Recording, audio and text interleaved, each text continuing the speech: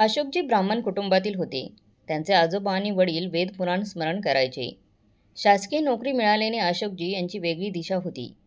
परंतु आता वृद्धावस्थेत आपला एकटेपणा दूर करण्यासाठी एकमेव आधार धार्मिक पुस्तके वाचणे हेच होतं त्यांचं. त्यांच्या आजोबांची आणि वडिलांची त्यांच्या काळात भरपूर इज्जत होती, मान सन्मान होता.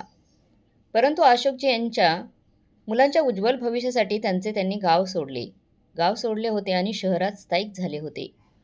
सावित्रीजी असताना त्यांच्या घरात सर्व रूढी परंपरा प्रथा यांचे पालन केले जात होते. व सावित्रीचा मृत्यू झाल्यानंतर त्यांची सून जणू काही स्वतंत्र झाली होती. मुलगाही त्याची मनमानी करू लागला होता. आता कधीकधी स्पेशल ओकेजनला मुलगा आणि सून घरी तर नॉनव्हेज बनवत नव्हते, पण बाहेरून मागवून घरीच खाऊ लागले होते. घरात पार्ट्या करत होते, जे अशोकजींना अजिबात आवडत नव्हते, पण बिचारे काहीच करू शकत नव्हते. कधीकधी त्यांनी आक्षेपही व्यक्त केला होता त्यावरती, पण त्यांची दोन्ही मुलं आणि सुना त्यांच्या जुन्या विचारांचे म्हातारे बोलून त्यांना गप्प करायचे. ज्या दिवशी त्यांचा मुलगा आणि सून मांसाहार करत होते, त्या दिवशी अशोकजी घरी पाणीही प्यायचे नाहीत. आता त्यांना घर, संसार, मुले, सुना या सगळ्या गोष्टींचा कंटाळा आला होता. त्यामुळे आता त्यांनी धार्मिक ग्रंथ, पुस्तके यांनाच आपले जीवन जगण्याचा मार्ग बनवला होता आणि त्यातच मग्न राहू लागले होते. मुलांनी देखील त्यांना इग्नोर करायला सुरुवात केली. नंतर त्यांना त्यांच्या वडिलांची आठवण फक्त तेव्हाच यायची जेव्हा त्यांचे पेन्शनचे पैसे काढायचे असतील. आधी ते दोघेही त्यांना प्रेमाने गोड बोलून त्यांच्यासोबत बँकेत घेऊन जाऊन त्यांच्याकडून मग पैसे काढायला सांगायचे. पण कालांतराने ते आता त्यांना ऑर्डर देऊ लागले की आज पेन्शनचे पैसे काढून आणा बाबा. पण त्यांना काही दिवसांनी तेवढं बोलायलाही लाज वाटू लागली. म्हणून त्यांनी त्यांचे अकाउंट स्वतःच्या अकाउंटला जॉईन करण्याचा विचार केला. आणि एक दिवस पंकज येऊन त्याच्या वडिलांना म्हणाला, बाबा आता तुमचं वय झालं आहे. आता या वयात तुम्ही बँकेत कुठे धक्केबुक्के खात जाणार आहात. त्यापेक्षा तुम्ही या पेपरवर सही करून द्या, म्हणजे तुम्हाला बँकेत जाण्याची गरज भासणार नाही. मी तुमचे पैसे काढून आणत जाईन. पण अशोकजी यांना त्यांच्या मुलाची चालाकी समजली होती. पण त्यांचे आधीच या सांसारिक जीवनातून मन उबले होते, कंटाळले होते. म्हणून त्यांनी लगेचच सही केली. आता पंकज आणखीनच खुश झाला होता. आता त्याला त्याच्या वडिलांच्या सुखदुःखाशी काही देणं घेणं नव्हते. अशोकराव यांची पेन्शन हातात येऊ लागली तर नैनाने तिच्या नवऱ्याचे कान भरणे सुरू केले. ती पंकजला म्हणाली की तुम्ही बाबांशी गोड बोलून गावची जमीन आणि घर विकून तेही पैसे आपल्या खात्यात जमा करून घ्या, म्हणजे त्यानंतर आपल्याला त्यांची कोणत्याही कामी गरज भासणार नाही. मग ते आपल्याजवळ असो व नसो त्यांनी काही फरक पडणार नाही. पंकजही त्याच्या बायकोचं ऐकून त्याच्या वडिलांना सांगतो की बाबा आपण सगळे तर आता शहरात राहतो आणि आपण तर गावी देखील कधी जात नाही. त्यामुळे तिकडच्या घराकडे आणि आपल्या जमिनीकडे दुर्लक्ष होते. जर आपण तिथे गेलोच नाहीत तर शेतात काम करणारी लोक आणि घरी राहणारे भाडेकरू त्याच्यावर ताबा मिळवतील. आताचा जमाना खूप खराब आहे आणि तुमची ही तब्येत ही नरम गरम असते. म्हणून मी विचार करतोय की आपण गावची जमीन आणि घर विकून आपण त्या पैशाने इथेच मोठं घर घेऊया आणि बाबा ते घर भाड्याने देऊन जेणेकरून आपल्याला प्रत्येक महिन्यात पेन्शनच्या रूपात पैसे मिळत राहतील. ज्या पैशाने तुम्ही तुमच्या औषधांचा खर्च आणि उपचार करू शकता आणि सुखाने जगू शकता, कारण तुमची संपूर्ण पेन्शन घरातच खर्च होते. अशोकजी म्हणाले की बेटा, मी जिवंत असेपर्यंत तरी मी माझ्या पूर्वजांची जमीन आणि घर विकणार नाही आणि कुणाला ती विकूही देणार नाही. भले मी मेल्यानंतर तुम्ही त्या जमिनीला विकून टाका, नाहीतर काहीही करा, पण मी आत्ता तरी ती जमीन विकू देणार नाही. वडिलांचे म्हणणे ऐकून पंकज तिथून निघून गेला. पण त्याच्या बायकोच्या मनातील खुरापती सुरूच होत्या की काहीही करून अशोकजी यांच्याकडून ती जमीन आणि घर काढून घ्यायचे होते. तिने अशोकजी यांना रोज गरम गरम चहा, नाश्ता, वेळेवर जेवण आणि औषधं ती देऊ लागली. त्यांची मनापासून खूप सेवा करू लागली. पण जेव्हा त्यांना जेवायला द्यायची तेव्हा त्यांना सांगायची, बघा ना बाबा, आता शहरात राहणे किती कठीण झालं आहे. इथे तर पाणीसुद्धा आपल्याला विकत घेऊन प्यावं लागतं. तिथे गावी आपली किती जमीन आहे, किती मोठं घर आहे आणि उगाच दुसरे लोक त्याचा उपयोग करून घेत आहेत. तुम्ही गेल्यानंतर आम्हाला तिथे कोणी ओळखणारही नाहीत बाबा. तेही माहीत नाही, ओळखतात की नाही तेही माहीत नाही. शिवाय तिथे आम्हाला काही मिळणार की नाही तेही माहीत नाही. ती लोक तर त्याच्यावर कब्जा करून बसतील. आता तुम्हीच विचार करा ना बाबा. तुमच्याकडे इतके असूनही तुमच्या मुलाला किती कठीण प्रसंगांना सामोरं जावं लागतंय. अशोकजी रोजच त्यांच्या सुनेच्या तोंडून या गोष्टी ऐकून कंटाळले होते. आता त्यांना सुद्धा वाटू लागलं होतं की खरंच माझं आयुष्य किती उरलं आहे. आता थोडंसंच आपलं आयुष्य उरलं आहे. माहीत नाही कधी आपल्याला वरचं तिकीट काढावं लागेल. वेळ आहे तोपर्यंत सर्व मालमत्ता मुलांच्या नावे करतो. आज नाही तर उद्या हे सर्व त्यांचंच होणार आहे ना. त्यामुळे त्यांनी एक दिवस आपल्या मुलांच्या नावे सर्वच संपत्ती केली. आता नैना आणि पंकज जास्तच खुश झाले होते. नैनाने 2-4 दिवस अशोकजी यांना वेळेवर चहा नाश्ता दिला. पण हळूहळू त्यांच्यासोबतचे वागणे बोलणे बदलू लागले. आता ती त्यांना टोमणे मारू लागली होती. एक दिवस त्यांनी तिच्याजवळ पाणी मागितले तर ती म्हणाली की बाबा, घरात मला अजूनही बरेच कामं असतात. तुम्ही स्वतः जाऊन पाणी घेत जा. आणि जेव्हा त्यांनी स्वतः जाऊन पाणी प्यायले तेव्हा ती म्हणाली की बाबा, ग्लास कोण धुवून ठेवणार? मी तुमची मोलकरीण आहे का, जी दिवस रात्र कामच करत राहू? तेव्हा त्यांनी काहीच न बोलता ग्लास धुवून ठेवला आणि बाहेर निघून गेले. एके दिवशी जेवायला बसल्यानंतर नैना त्यांना म्हणाली की बाबा, तुमच्या गावी डायनिंग टेबल होता का, जे रोज रोज डायनिंग टेबलवर जेवायला बसता म्हणून विचारले. तुमच्या गावी तर बसायला चटईसुद्धा खूप मुश्किलीने मिळत असेल. तेव्हाही ते बाबा काहीच बोलले नाहीत. पण नैना आता त्यांच्या प्रत्येक कामात त्यांना टोचून बोलायची. अशोकजी यांनाही समजत होते की आता त्यांच्या हातून सर्व संपत्ती, सगळी मालमत्ता मुलांच्या आणि सुनेच्या नावी झाली आहे. म्हणून त्यांच्यासोबतचे वागणे देखील बदललेले आहे.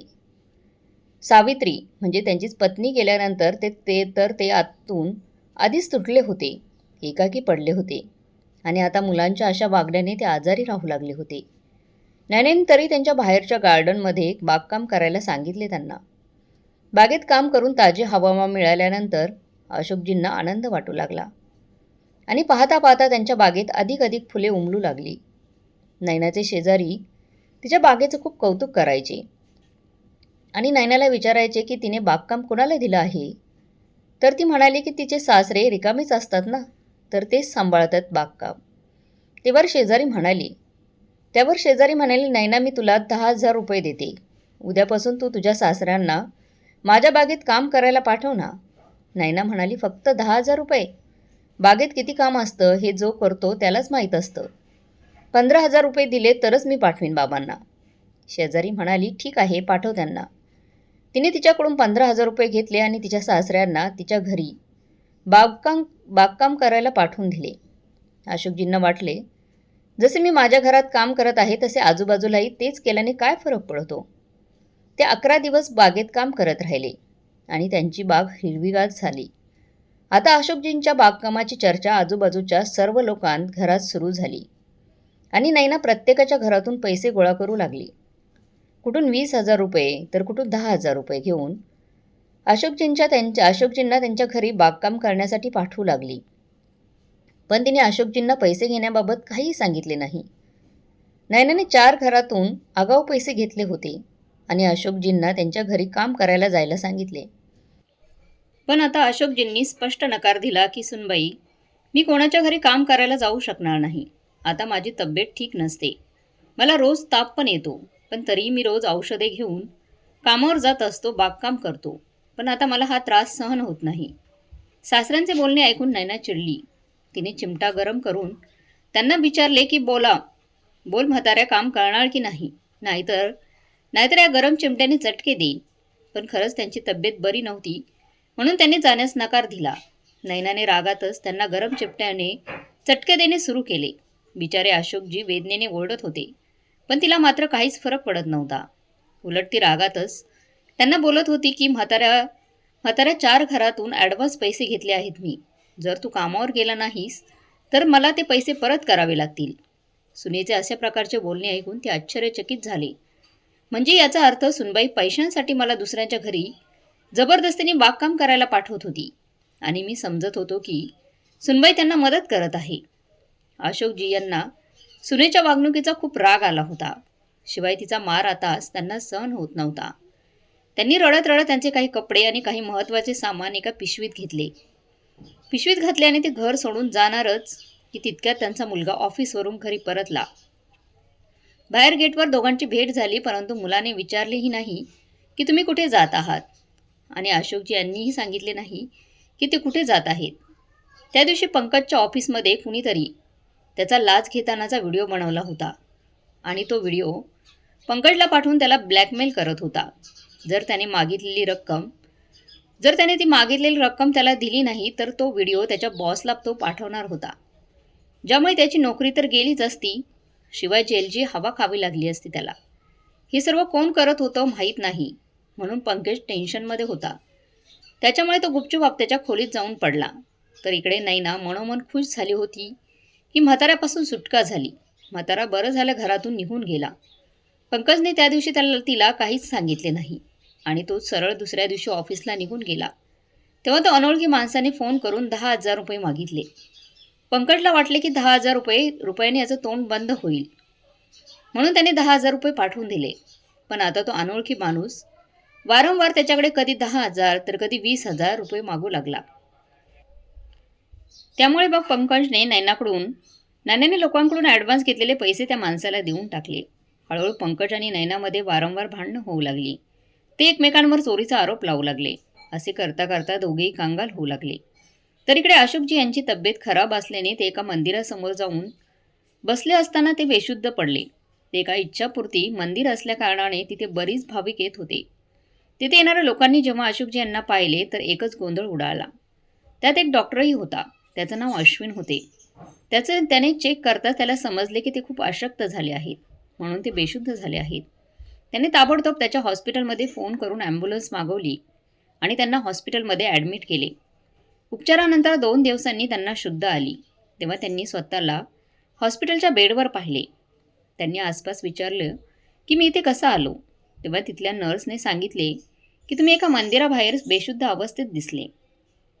तेव्हा आमचे सर डॉक्टर अश्विन यांनी तुम्हाला इथे ॲडमिट करून तुमच्यावर उपचार सुरू केले. काका, तुम्ही कुठे राहता आणि तुमचं नाव काय आहे? तेव्हा त्यांनी काहीच उत्तर दिले नाही. फक्त एवढंच विचारलं की माझी पिशवी कुठे आहे. तेव्हा त्या नर्सने सांभाळून ठेवलेली पिशवी त्यांना दिली. अशोकजी यांनी डॉक्टर अश्विन यांना भेटायचं आहे असे सांगितले. तर नर्स त्यांना सावकाश डॉक्टरांच्या केबिनमध्ये घेऊन गेली. अशोकजी डॉक्टरांच्या पाया पडले. तेव्हा डॉक्टरांनी त्यांना उठवले आणि म्हणाले की काका, हे काय करत आहात? तुम्ही माझ्या वडिलांसमान आहात आणि तुम्ही माझ्या पाया पडून मला पापाचे भागीदार बनवत आहात. अशोकजी म्हणाले, तुमचे खूप खूप धन्यवाद साहेब, तुम्ही माझे प्राण वाचवले. माझ्याकडे आता तुम्हाला द्यायला पैसे नाहीत, पण तुम्हाला मी वचन देतो की कुठेही मजदुरी करून मी तुमची फी आणि औषधांचे पैसे जमा करून देईन. तेव्हा अश्विनने त्यांना हात पकडून खुर्चीवर बसवले आणि म्हणाले की काका, तुम्हाला पैशांबद्दल कोणी काही बोललं का? त्यांनी लगेचच बेल वाजून नर्सला बोलवले. नर्स आत येताच डॉक्टर तिच्यावर ओरडले की तुझी हिंमत कशी झाली यांच्याकडे पैसे मागण्याची? तुला कोणी सांगितले होते त्यांच्याकडे पैसे मागायला? नर्स खाली मान घालून थरथर कापत उभी होती. भीतीने तिच्या तोंडून शब्दही बाहेर पडत नव्हते. तेव्हा अशोकजी उठले आणि डॉक्टरांना शांत करत म्हणाले की साहेब, यांनी माझ्याकडून पैसे मागितले नाहीत. ते तर मीच तुम्हाला सांगत होतो. इतकं तर मलाही माहीत आहे की हॉस्पिटलचं बिल किती असते. अशोकजी यांचे ऐकून अश्विन शांत झाला आणि नर्सला त्याने जायला सांगितले आणि अशोकजी यांची माफी मागत म्हणाला की अशोक काका, तुम्ही माझ्या वडिलांसमान आहात. तुम्ही पैशांबद्दल बोलले म्हणून मला वाटलं की नर्स तुम्हाला पैशांबद्दल काही बोलली असेल. अशोकजी आश्चर्यचकित होऊन डॉक्टरांकडे पाहू लागले आणि म्हणाले की साहेब, तुम्ही मला कसे ओळखता? मी तर अजूनही माझे नाव कुणालाही सांगितलेलं नाही आहे. मग तुम्ही मला कसे ओळखता? माझं नाव अशोक आहे ते. अश्विन हसतच म्हणाले की काका, तुम्ही ती व्यक्ती आहात ज्यांच्यामुळे मी आज या खुर्चीवर बसलो आहे आणि हे सगळं अचीव करू शकलो. अशोकजी म्हणाले, मी काही समजलो नाही रे, तुम्ही कोण आहात? मला माफ करा, पण मी तुम्हाला ओळखू शकलो नाही. तेव्हा अश्विन म्हणाला की काका, तुम्हाला आठवते का जेव्हा मी 10वी पास झालो आणि मला पुढे शिकण्याची इच्छा होती, पण माझ्या वडिलांकडे पैसे नव्हते आणि त्यांनी पुढे शिकण्यासाठी स्पष्ट नकार दिला. तेव्हा तुम्ही माझ्या पुढील शिक्षणाचा खर्च उचलला होता आणि आज तुमच्याच उपकारामुळे मी इथे या खुर्चीवर बसलो आहे. माझे वडील तर मला डॉक्टर बनताना पाहू शकले नाही, कारण ते मी डॉक्टर होण्याआधीच देवाघरी निघून गेले. पण देवाने वडिलांच्या रूपात तुम्हाला मला आशीर्वाद देण्यासाठी पाठवून दिले. असे म्हणत तो खुर्चीवरून उठला आणि अशोकजी यांचे पाया पडू लागला. तेव्हा अशोकजी यांना सुनेद्वारे गरम चटके दिल्याची गोष्ट आठवली आणि त्यांच्या डोळ्यातून अश्रू वाहू लागले. त्यांनी खूप आशीर्वाद दिला अश्विनला. तेव्हा अश्विनने त्यांना विचारले की काका तुम्ही आता कुठे राहता आणि पंकज काय करतो? अशोकजी म्हणाले की हेच मोकळे आकाश माझं घर आहे आणि पंकज काय करतोय ते मला नाही माहिती. त्यांचे बोलणे ऐकून अश्विन हैराण झाला. त्याने विचारले काका मला काहीच समजले नाही, प्लीज मला सविस्तर सांगा, कारण मला अंदाज आला आहे की नक्कीच तुमच्यासोबत काहीतरी चुकीचं घडलं आहे. तेव्हाच 3 दिवस झाले पण पंकजने एकदाही तुम्हाला तुमच्याबद्दल विचारले नाही की तुम्हाला भेटायलाही आला नाही आणि मंदिरातही तुम्ही एकटेच होतात. प्लीज मला सविस्तर सांगा तुमच्यासोबत नक्की काय घडलं आहे. तेव्हा अशोकजी यांनी त्याला सर्व काही सांगितले की मुलगा आणि सून या दोघांनी त्यांच्यासोबत कसा दुर्व्यवहार केला. हे ऐकून अश्विनच्या डोळ्यातून पाणी आले. त्याने अशोकजी यांना त्यांच्या घरी येण्यास सांगितले. तेव्हा ते म्हणाले की नाही बेटा, मला कुणाच्या घरी राहून कुणावरही ओझे व्हायचे नाही. जेव्हा माझे आपलेच परके झाले तर कुणाकडून काय अपेक्षा ठेवणार. तेव्हा अश्विन दोन्ही हात जोडत म्हणाला की काका तुम्ही असे बोलू नका. ज्याप्रमाणे आपल्या हाताची 5ही बोटे समान नसतात तशी सगळीच माणसे सारखी नसतात. मी तुम्हाला वचन देतो की तुम्हाला आमच्या घरी कोणताही त्रास होणार नाही. तेव्हा अशोकजी म्हणाले की बेटा तू तर माझा वडील म्हणून समजून आनंदाने सेवा करशील रे, पण सुनबाईला हे सर्व मान्य राहील का? अश्विन म्हणाला काका तुम्ही अजून तुमच्या सुनेला पाहिलेच कुठे आहे? ती तर एक अनाथ मुलगी आहे. तिची तर हीच इच्छा होती की तिला आईवडिलांच्या रूपात सासू सासरे मिळायला हवेत. पण शेवटी नशिबाचा खेळ बघा ना. आई तर आहे पण माझे बाबा डॉक्टर होण्याआधीच आम्हाला सोडून निघून गेले.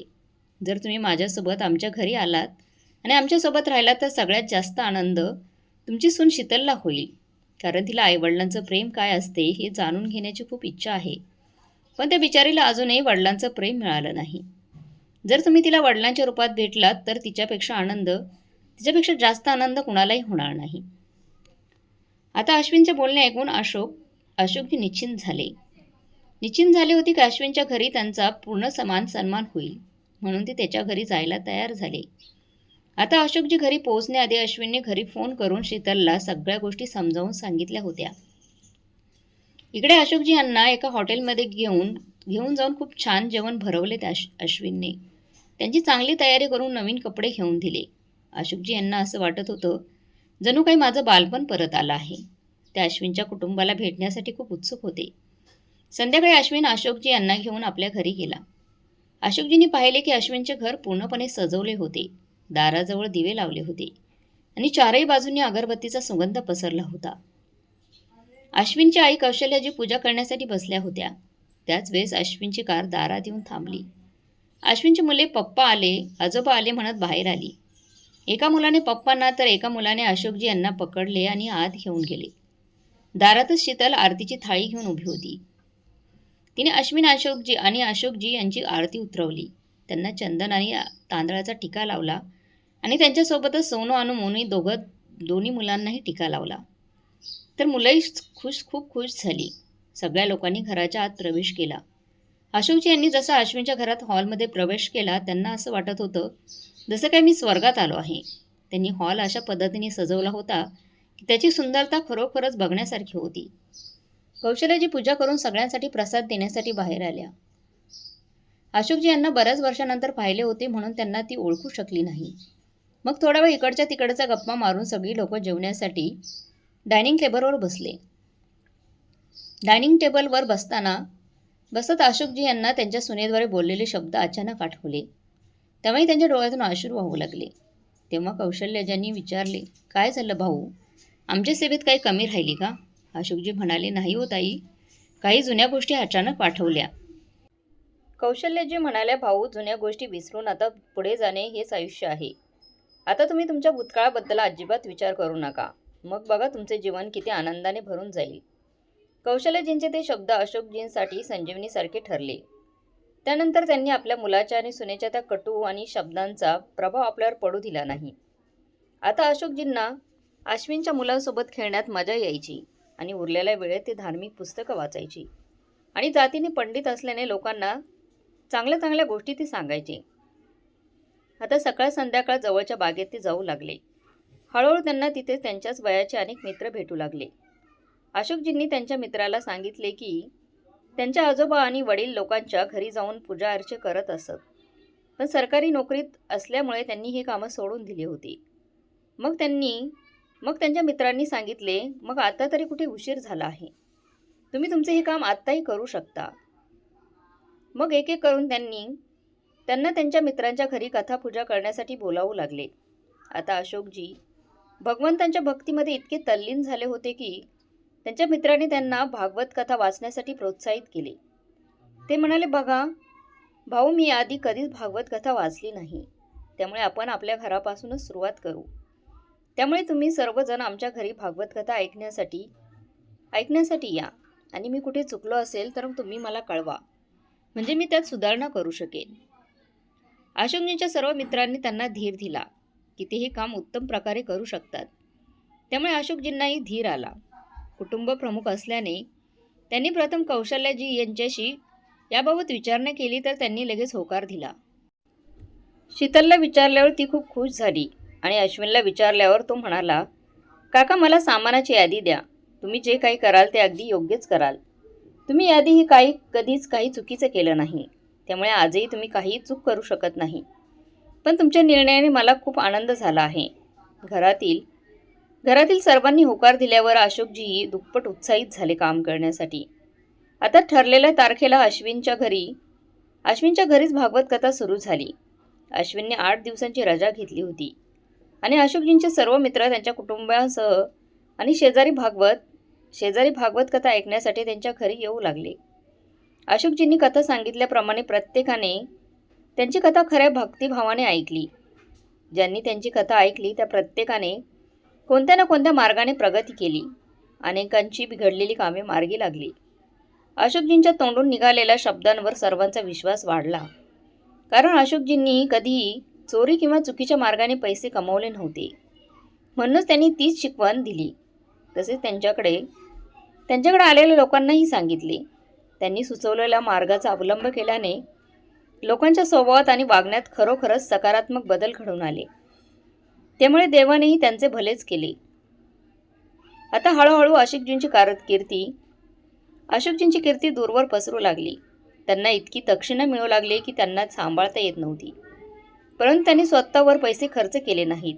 उलट त्यांनी अश्विनशी बोलून एक NGO उघडला, जिथे गरजू, निराधार, गरीब आणि दुःखी लोकांना आश्रय दिला गेला. गरजू विद्यार्थ्यांना आणि त्यांच्या अभ्यासासाठी मदत केली गेली. हळूहळू वर्षाचा शेवटचा दिवस आला. नवीन वर्षाच्या पार्टीसाठी लोकांनी अनेक प्रकारची तयारी केली होती.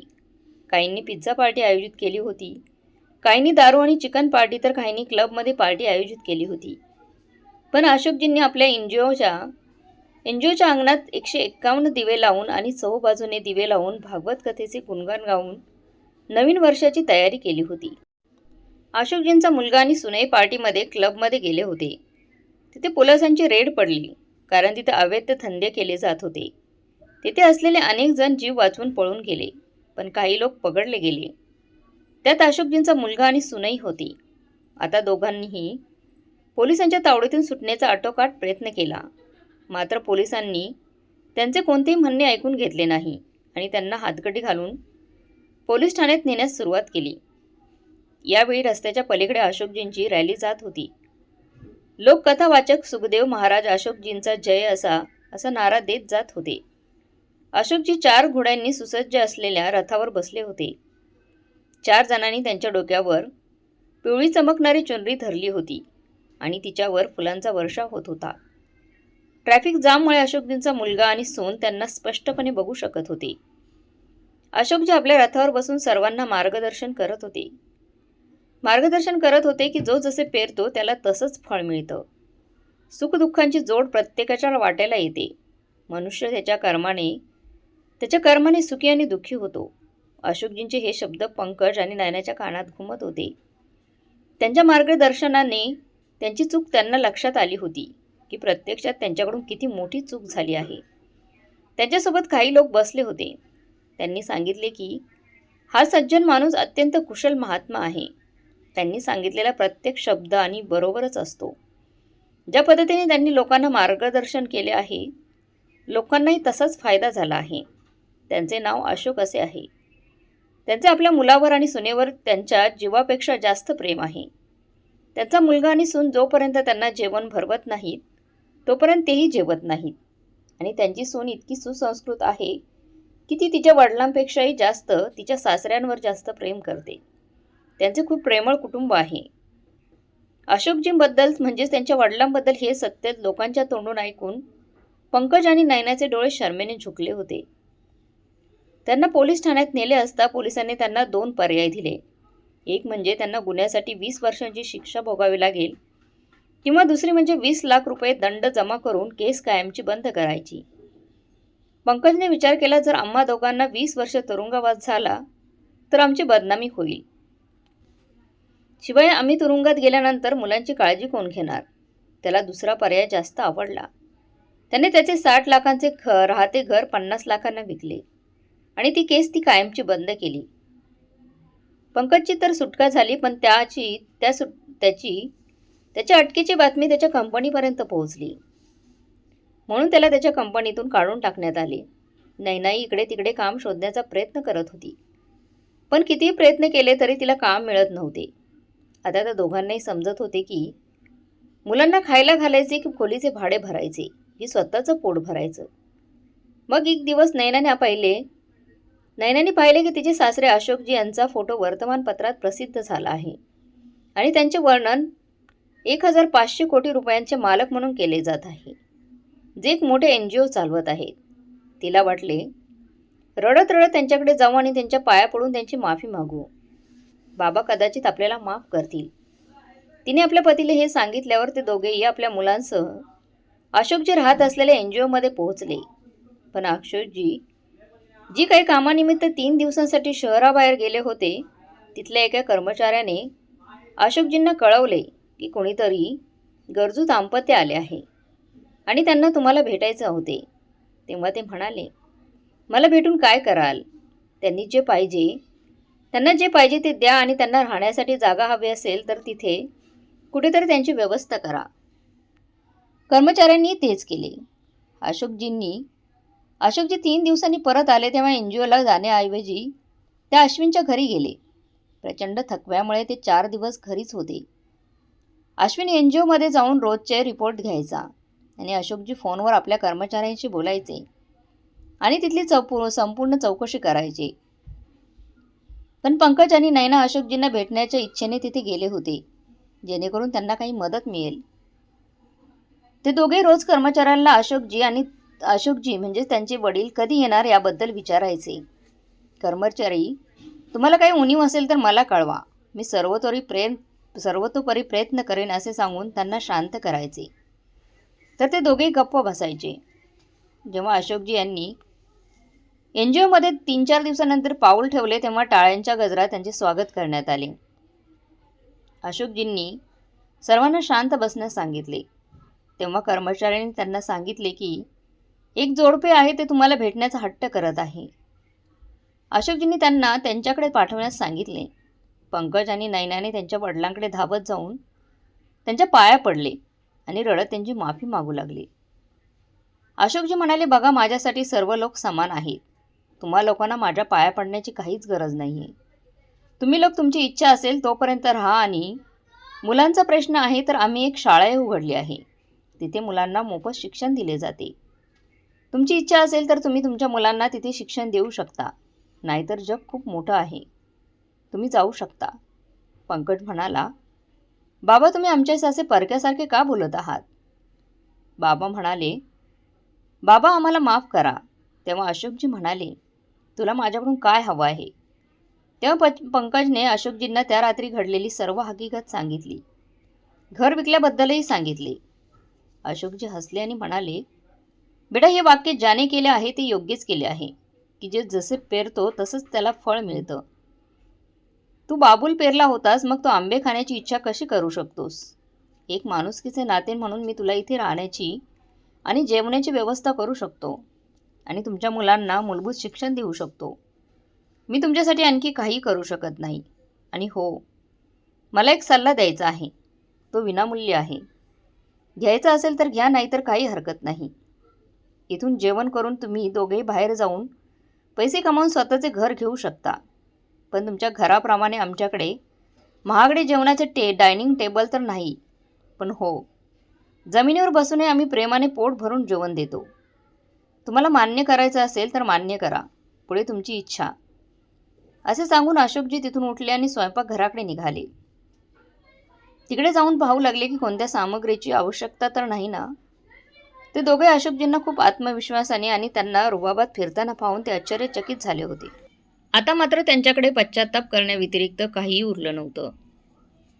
मित्रांनो, ते म्हणतात ना की काळ बदलायला वेळ लागत नाही. आज ऊन असेल तर उद्या सावली असेल. आज अंधार असेल तर उद्या उजेड असेल. आज गरिबी असेल तर उद्या श्रीमंती असेल. म्हणूनच आपण चुकीची कृत्य न करता, चुकीचं न वागता, चांगलं कर्म करून चांगल्या काळाची वाट पाहावी, जेणेकरून आपण लवकर यशाच्या शिखरावर पोहोचू शकू. आज जर तुम्ही कोणाशी म्हणजे तुमच्या आईवडिलांशी, सासू-सासऱ्यांशी वाईट वागलात तर तुमच्यासोबतही वाईट गोष्टी नक्कीच घडतील.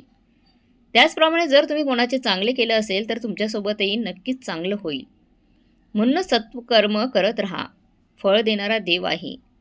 तुम्हाला काय वाटते कमेंट बॉक्समध्ये नक्की कळवा. आणि आजची ही कथा आवडली असेल तर लाईक, शेअर, सबस्क्राईब नक्की करा. धन्यवाद.